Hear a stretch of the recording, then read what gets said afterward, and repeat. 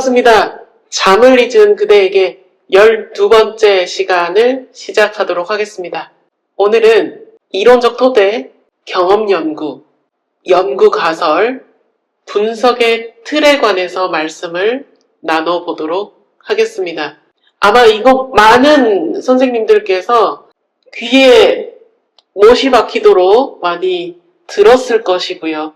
많이 봤던 문장일 텐데 논문을 쓰기만 하면 이론적 토대가 경험 연구가 또 이런 분석의 틀은 어떻게 만들어야 되는 것인지 이런 것들에 대한 고민이 텅텅텅 이렇게 다가올 수도 있을 것 같아서요. 이번 주 주제는 이렇게 정해봤습니다. 오늘도 4가지 섹션으로 구성이 되어 있고요. 오늘 영상을 보고 나시면 이론적 토대라든지 경험 연구라든지 이런 것들에 대한 부담이 거의 제로에 가깝게 사라질 것이라고 생각이 듭니다. 자, 그럼 오늘도 힘차게 시작해 보도록 하겠습니다. 네, 첫 번째 이론적 토대입니다. 자, 무엇을 이론적 토대라고 할 것인가, 그런 내용들에 관해서 조금 말씀을 나눠볼 거고요. 앞 시간의 내용들과도 연결이 되어 있으니까 이 내용 보고 조금 더 이론적 배경이라든지 문헌 탐구라든지 이런 것들과 연계해서 이해해보고 싶다라고 하시는 선생님들께서는 한 번 더 살펴보시는 것도 도움이 되시리라고 생각이 듭니다. 자, 이론적 토대라는 거는요. 자, 뭔가 우리가 이렇게 받치는 걸 토대라고 하죠. 우리가 논의하고 싶은 게 있을 거 아니에요. 그쵸? 우리가 사회 현상으로부터 제가 늘 강조드립니다만 왜 그럴까라고 하는 게 있다라고 했습니다. 연구 문제라고 하기도 하고요. 이 연구가 시작된 이유이자 이 연구를 해야 되는 근본 정체성인 연구 문제가 있는데요.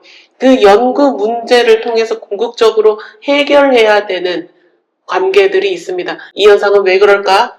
이 현상은 또 왜 그럴까? 자, 이런 것 때문이 아닐까? 그런 것들을 논의를 하기 위한 하나의 틀이다, 프레임워크라고 하기도 하고요. 여기 위에서 어떤 연구가 설계되어야 되고요.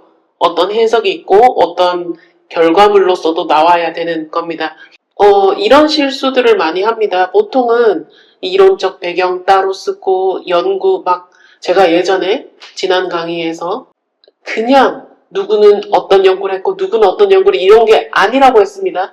일부 그렇게 실수를 하시는 분들 중에는요, 나중에 결론 부분에서 함의를 쓰거나 토론이라고 해가지고 이런 내용들을 쓰게 되는데요. 거기에서 새로운 내용을 가지고 옵니다. 그러면 안 된다라는 것들을 제가 다시 한번 리마인드 드립니다. 어쨌든 우리는 이론적 토대에서 논의된 내용들 가지고서만 나중에 함의를 추론해내거나 이론적 통찰 이런 것들을 가지고 와야 된다라고 하는 것들입니다. 자, 그렇기 때문에 이론적 배경이 그만큼 중요하다, 이렇게 이해를 해주시면 좋을 것 같습니다. 이론적 배경에서 언급하지 않은 내용이 결론 부분에 새로 나오면 안 된다, 이렇게 정리를 해주시면 좋을 것 같습니다. 자, 예전에 저는 이 게임을 잘 안 했지만요. 아마 이 게임을 예전에 한 20여 년 전에 많이 접했을 선생님들도 계실 거라고 생각을 합니다. 3가지 종류의 종족이 있고요. 그 종족들이 이제 서로 배틀필드에서 e스포츠에서도 많이 활용됐던 게임이라고 생각이 듭니다. 거기에서 저그라는 종족이 있는데요. 그 저그라는 종족은 자기네들의 땅 위에서만 구조물을 올릴 수 있습니다. 기억나시는 선생님들 계시죠? 그거의 비유를 조금 들려고 하는데요. 내가 얘기했던 연구자로서 내가 얘기하고자 하는 이론적 토대 위에서 연구가 설계되어져야 되고요. 연구 결과를 분석해야 되고요. 거기에서 함의라든지 통찰을 만들어내야 되는 거다. 이렇게 이해해 주시면 좋을 것 같습니다. 자, 다음으로 경험 연구에 관해서 살펴보도록 하겠습니다. 자, 여기서 문헌 탐색이랑 경험 연구랑 좀 혼동을 하시는, 저도 예전에 많이 혼동이 있었는데요. 혼동을 하시는 분들도 꽤 있는 것 같습니다. 경험 연구는 기존의 문헌 탐색이랑 어떤 부분에서 조금 더 다른지를 짚고 넘어가도록 하겠습니다. 자, 경험 연구 같은 경우에는요, 앞서서 저희가 문헌 리뷰 같은 경우에는 선행 문헌 탐색 같은 경우에는 구성 개념의 특성이라든지 구성 개념을 이루고 있는 것들에 대한 리뷰였다면요. 경험 연구에서는 내가 보고자 하는 관계가 있지 않겠습니까? 만약에 예를 자주 듭니다만 재미가 있을 경우에 지속 이용 의도에 정에 영향을 미치더라. 그런 관계들을 내가 보고 싶은데 그러면 이전에 우리 학문사회에서 이렇게 출판된 논문이 있는지를 보는 게 경험 연구라고 하는 겁니다. 우리가 영어로 하면 empirical study라고 하는데요. 이 실제로 영향관계를 측정하고 분석을 하는 과정을 경험이다, 경험적이다, 이런 말을 많이 합니다. 그래서 경험 연구에서 봐야 되는 거는요, 이 관계가 정의 영향관계인지 아니면 부의 영향관계인지 살펴보는 거고요. 그거를 핵심으로 둬야 되는 파트라고 볼 수가 있습니다. 자, 여기서 우리가 또 이런 의문이 들 겁니다. 그러면 이 사회에서 이 영향관계 하나만 이렇게 영향을 미칠 것인가? 라고 물어볼 수도 있을 건데요. 우리는 사회과학을 하는 사람으로서 영향관계 이 여러 가지 이 현상에 영향을 미치는 것들을 외생변수라고 합니다. 이런 것들을 나중에 통제라는 것, 그러니까 가정을 하는 거죠. 이 관계만 한번 볼 것이다. 그걸 우리가 추상화라고 하고요. 추상화가 되어야 우리가 일반화라는 거를 할 수가 있습니다. 그렇기 때문에 이 변인들 간의 관계가 어떻게 되는지를 이 구성개념 논의 이후에 한 번 더 살펴보는 거고, 그 살펴본 것으로 나의 연구 가설이 도출이 되어야 논리적으로 내용 타당성을 갖춘다라고 할 수가 있습니다. 자, 보통은 구성개념을 보고 구조방정식을 배운 초창기라면 이렇게 생각할 수 있을 것 같습니다. 신뢰가 있고 재미가 있고 몰입이 있고 그러면 지속 의도에 어떤 영향을 미칠 것인가? 이렇게 선 그으면 되지 않을까? 화살표 하나 그으면 되지 않을까? 이렇게 생각을 할 수도 있습니다. 저도 그랬고요. 이게 저는 하나의 콜럼버스처럼 이렇게 하나의 이런 관계를 발견해내는 게 처음에는 그렇게 설정하는 건 줄 알았어요. 그런데 그게 아닙니다. 이 화살표, 이 구성 개념과 구성 개념 사이에 이 화살표 하나를 긋기 위해서는요, 앞선 연구들이 그 관계성을 입증해 주어야 합니다. 자, 그러면 이런 의문이 들 수도 있어요. 그럼 남들이 다 해놓은 거 다시 다 밝히면 내 연구 모형이 의미가 있을까? 이런 물음도 있을 수 있는데요. 의미가 있습니다. 왜냐면 내가 내 시야를 가져야 되는 이유가 여기서 또 나오는데 내가 보고자 하는 현상에서는 A라는 구성개념, B라는 구성개념, C라는 구성개념, D라는 구성개념이 필요합니다. 그런데 이 사회현상을 설명하고 그 관계성을 검증하려면 그게 필요한데요. 이전의 문헌들, 보고 경험 연구들에서는 A라는 구성개념과 D라는 구성개념의 관계는 있지만 B라는 구성개념, C라는 구성개념을 동시에 나처럼 배열한 연구는 세상에 거의 존재하지 거의 없다라고 보시면 됩니다.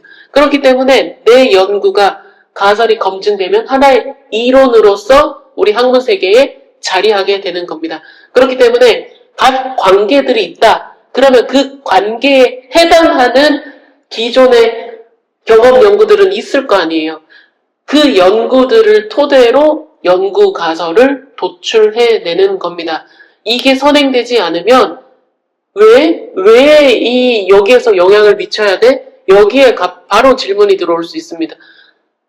디펜스도 해야 되고요. 우리가 논리적으로 논의를 끌어가기도 해야 되고요. 그렇기 때문에 여기에서 여기로 가야 되는 이 영향을 미친다라고 보는 나의 뷰가 이 이전의 연구로부터 경험적인 이 결과들이 있다. 이거를 토대로 나는 이거를 제시하고자 한다. 이런 식으로 연구 가설을 도출해야 되는 겁니다. 자, 그래서 경험 연구에서는 앞선 관계들을 내가 하나의 연구 프레임에서 그 여러 가지 관계들을 미리 기존의 연구들로부터 관계성을 확인해보는 절차다. 이렇게 생각을 해주시면 좋을 것 같습니다. 자, 그래서 이론적 배경에서 기술을 하실 때요.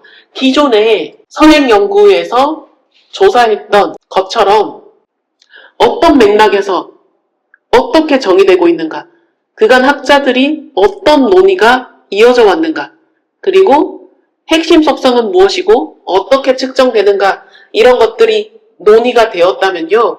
그 다음에 이와 관련한 연구들을 연결을 해주는 겁니다.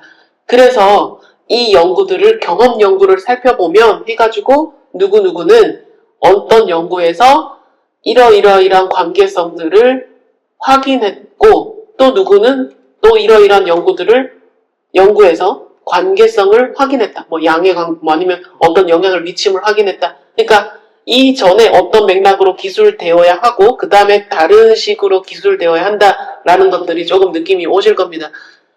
그리고 나서 그 여러 논문들, 다운로드 받으신 논문들을 한번 다시 살펴보시면 아마 이런 식으로 전개가 되어 있을 겁니다.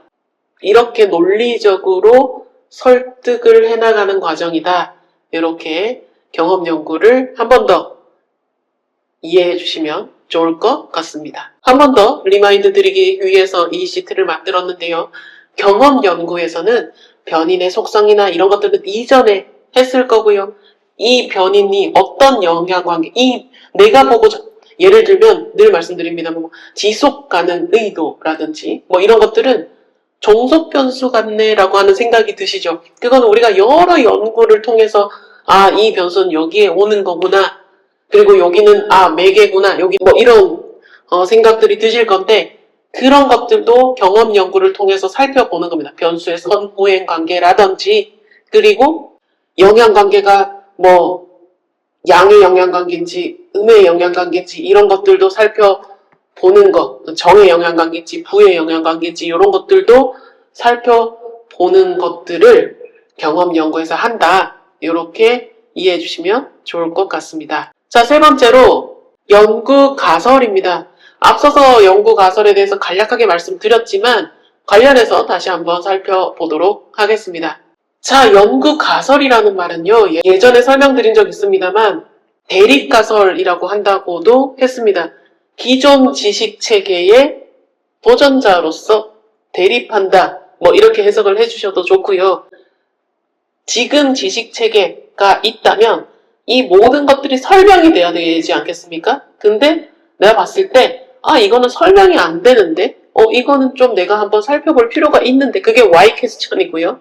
그리고 나서 이 잠정적인, 이거 아직 확정된 게 아니기 때문에 잠정적으로 내려진 뭐 임시적인 이론 같은 거를 우리가 가설이라고 합니다.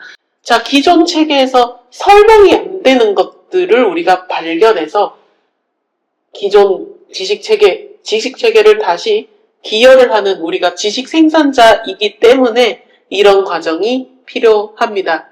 자, 나중에 통계를 다룰 부분에서 다시 말씀을 드리겠습니다만 우리는 지금 이 개념을 빨리 습득을 하고 이 세계에서 지식을 생산해야 되기 때문에 더 간단하게 말씀을 드리도록 하겠습니다. 기초과정에서도 한번 말씀드린 적이 있습니다만 우리가 사회과학에서는 0.05 p-value 0.05를 기준으로 합니다. p-value가 0.05보다 작다라고 하는 거는요. 어떤 얘기냐면 우리가 아까 처음에 하나의 지식 체계가 있다라고 했죠. 근데 내가 봤을 때 이거는 좀 다른 것 같은데 기존의 현상에서 설명이 안 되는 것 같은데 그런 것들이 있습니다. 그러면 우리는 도전자이기 때문에요. 도전자는 이런 또 마음의 전제를 해야 됩니다. 내가 틀릴 수 있어. 그래, 내가 틀릴 수 있다. 나는 도전하지만 나는 틀릴 가능성이 더 큰 사람이야. 맞잖아요. 그냥 도전하는 거니까. 도전자로서 자, 이렇게 해석을 해봐도 됩니다. 내가 100번을 시도를 해봤는데, 이 현상에 관해서 관찰을 해보고 여러 가지를 해봤는데 100번 중에 내가 틀릴 가능성이 5번 미만이야. 자, 그러면 우리가 맞다라고도 봐야 되지 않겠어? 우리 좀 이거 하나 이론으로 봐도 되지 않겠어? 라고 하는 것으로 이해를 해보면 어떨까 싶습니다. 자, 내가 틀릴 가능성이 100번 시도했을 때 5번 미만이다. 그러면 맞는 것으로 볼 수도 있다. 이렇게 보는 거고요. 그걸로 인해서 나중에 가설이 채택이 되고 가설이 기각이 되고 그러는 겁니다. 또 여기서 뭔가 약간 중요하지 않은데 어떤 연구자들은요. p-value를 0.01보다 작은 거, 0.001보다 작은 거 이래가지고 자기만의 기준을 세우고 막 그렇게 해요. 근데 그게 중요한가? 그 표 안에서 막 이렇게 채택된 거, 막 그런 거 보면 너무 막 이렇게 약간 비유가 어떤지 모르겠습니다만 이렇게 예쁘게 채색된 거, 깔끔하게 정리된 거를 보는 거에서 오는 기쁨 같은 거 있잖아요. 그런 게 느껴질 수가 있거든요. 그게 중요합니까? 그거보다는 나의 발견이 더 우선되면 좋겠다라는 겁니다. 자, 그래서 경험연구, 앞선 섹션에서 경험연구를 활용해가지고 연구가설을 도출하는 거 제가 설명으로 드렸습니다만 다시 한번 살펴보겠습니다. 예를 들어서 신뢰가 지속가능 의도에 정의 영향을 미치는 연구를 발견을 한 겁니다. 자, 그러면 그런 연구들을 여러 번 리뷰를 하겠죠. 여러 사람들. 보통은 최근 3년, 최근 5년 연구를 리뷰하라 라고 하는데요. 가끔 이제 심사를 해보면 그 관련된 분야의 논문들을 평가하게 됩니다. 그러면 입장 바꿔서 선생님이 쓴 논문을 리뷰를 안 하면 어떻겠습니까? 공부를 덜 했네? 이럴 수 있잖아요. 그 분야의 최신 논문들은 웬만하면 다 리뷰를 해주자라는 거고요. 그리고 나의 연구에서 신뢰가 지속 이용 의도에 영향을 미친다라는 하나의 가설을 만들어 내고 싶다. 그러면 앞선 연구의 디펜스가 되기 때문에 요거를 토대로 이렇게 도출이 가능하다. 요런 말씀을 다시 한번 드리는 겁니다. 자, 마지막으로 분석의 틀에 관해서 말씀을 나누고 마치도록 하겠습니다. 자, 분석의 틀은 제가 여러 가지를 써놨지만 내가 나의 연구 문제로부터 내 답을 찾기 위해서 이런 변수를 측정해서 이런 대상에게 아니면 이런 측정 지표들을 통해서 내 궁금증을 해소할 수 있을 거야 라고 제시하는 게 분석의 틀이라고 볼 수가 있습니다.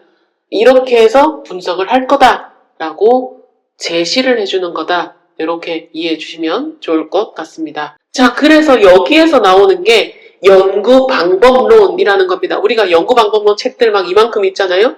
그럼 처음 봤을 때 이 연구 방법론 다 써야 되나? 아니에요. 내가 필요한 연구 방법론을 적용하면 되는 겁니다. 흔히 말해서 발췌한다 이러잖아요.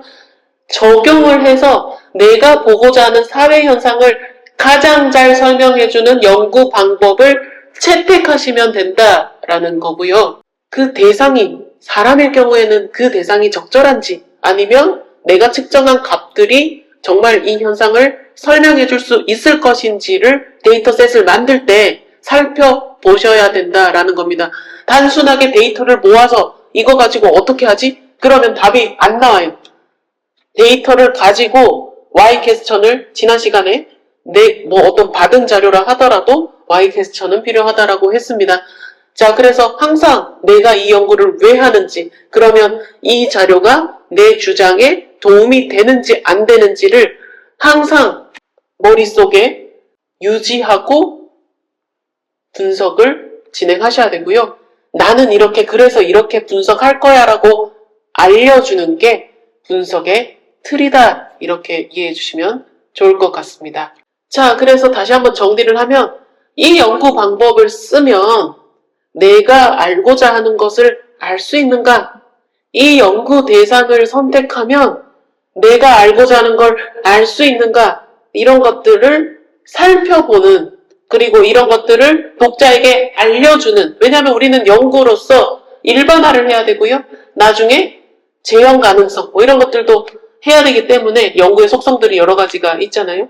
우리는 일반화하는 양적 연구를 해야 되기 때문에 해야 된다. 이런 것들을 한번 또 살펴봐야 된다라고 하는 겁니다. 자, 당부드리고 싶은 말씀이 있는데 요즘에 구조방정식이니 확인적 요인 분석이니 뭐 도구로 치면은 SPSS니 에이모스니 뭐 스테타니 뭐 이런 말들 많이 R 뭐 이런 말 많이 하는데요. 그게 중요한 게 아니고요.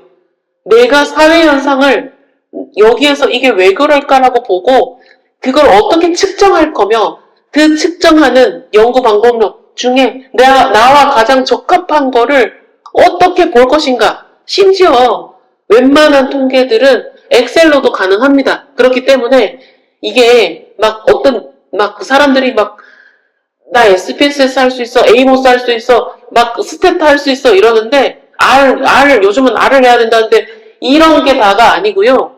그건 하나의 도구일 뿐입니다. 여러분, 아래아 한글로 워드를 하든 MS 오피스로 워드를 하든 프린터돼서 나오는 그 핵심 콘텐츠가 중요하잖아요. 그런 것처럼 내가 현상을 보고 그 현상에서 내가 어떤 함의를 이끌어낼 수 있을까? 내가 그 관측이 맞는지 아닌지를 살펴보는 게 더 중요하다. 이렇게 말씀을 드립니다. 왜냐하면 요즘에 구조방정식에 사람들이 다 매몰돼가지고요. 구조방정식을 위한 연구들을 많이 하시는 분들이 있습니다. 그게 과연 학문의 세계에 도움이 될까? 그런 말씀을 드리고요. 그리고 연구를 위한 연구를 하면 더 안 좋은 점이 본인에게도 안 좋습니다. 번아웃이 올 수가 있고요. 여기에서 진짜 사회에 기여하는 연구를 하면 기분이 좋건 진짜 날아갈 듯이 기분이 좋은 순간들이 있습니다. 그리고 누군가 인용해준다. 그러면 더 날아가고요. 그게 아니라 그냥 실적을 채우기 위해서 아니면 그냥 이 구조방정식을 쓰기 위해서 그냥 아는 변수들 조합해서 조금씩 다르게 한다. 재미있겠습니까? 재미도 없고 몰입도 안 되고 하기는 해야 되고 그러니까 논문 쓰기 싫은 상황이 또 되는 그 악순환에 빠질 수 있거든요. 그렇기 때문에 Y 퀘스천이 항상 중요하다라는 이유를 다시 한번 여기서도 강조를 드립니다. 연구를 위한 연구를 하지 말고 구조방정식을 하기 위한 억지 사회현상 관측은 하지 말자 이런 말씀도 함께 드려봤습니다. 오늘 이후로는요. 첩도에 관한 이야기도 잠깐 다룰 거고요. 그리고 나서 실제로 통계 방법을 어떻게 적용하는지에 대해서도 살펴보고자 하니까요. 앞으로도 많은 기대해 주시면 좋겠습니다. 오늘도 내용들을 따라오시느라 고생 많으셨습니다. 학문의 길을 가는 선생님들을 늘 응원합니다. 내일도 눈부실 하루가 되시면 좋겠습니다. 다음 시간에 인사드리겠습니다. 고생 많으셨습니다. 감사합니다.